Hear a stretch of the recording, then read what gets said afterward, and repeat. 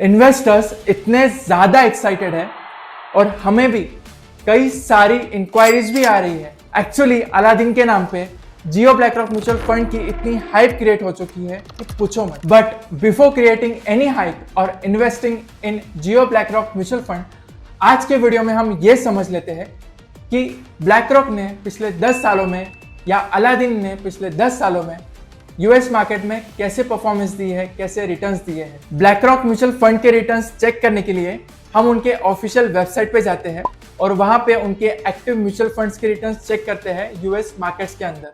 पहले हम active mutual fund category को फिल्टर कर लेते हैं जिनमें टोटल 219 फंड्स हैं।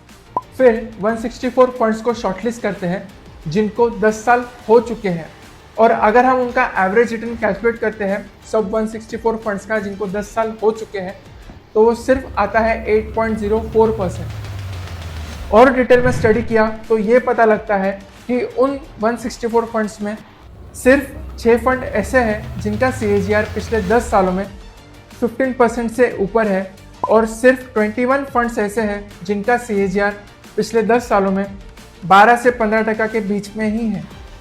और तो और 164 फंड्स में से 94 फंड्स ऐसे हैं जिनका रिटर्न 8% से भी कम है।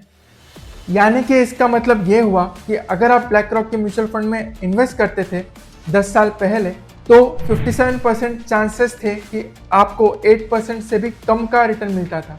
कंपाउंडिंग में 1% का भी डिफरेंस काफ़ी मैटर करता है, तो सोचकर समझकर और फिर ही इन्वेस्ट कर।